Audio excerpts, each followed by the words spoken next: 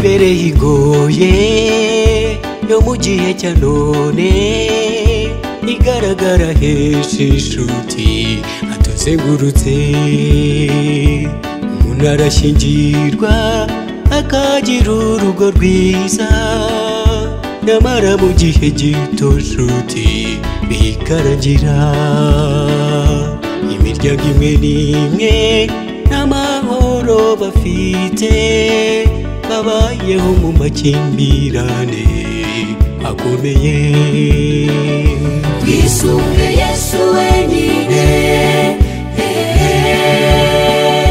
niwe nshuti y'umuryango.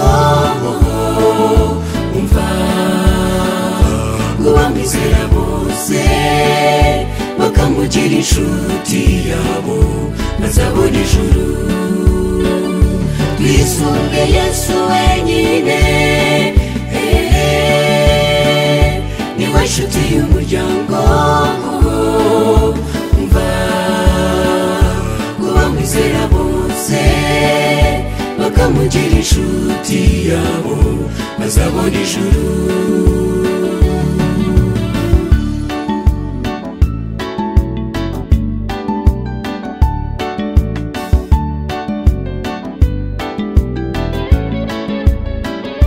Ese wowe aho utuye mu mudugudu iwanyu, ni bangahe babayeho batyo muri ubwo buzima? Gatanya mu miryango ziriyongera cyane, no mu itorero ry'Imana nshuti zatugezemo. Abagabo barica, abagore bakunze, n'abagore bahitana abana bibyariye. Twisunge Yesu wenyine, niwe nshuti y'umuryango.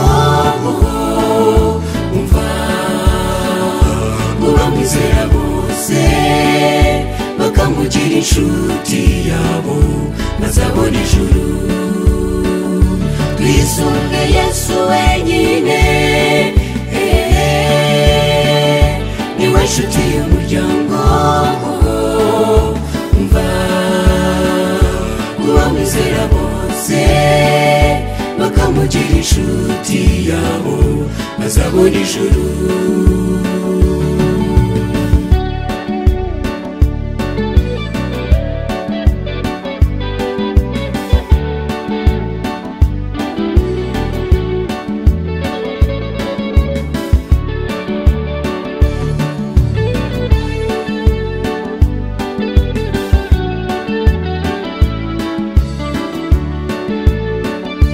Igisubizo cy'ibyo tubona mu miryango, nta niwagikura inshuti, ni muri we.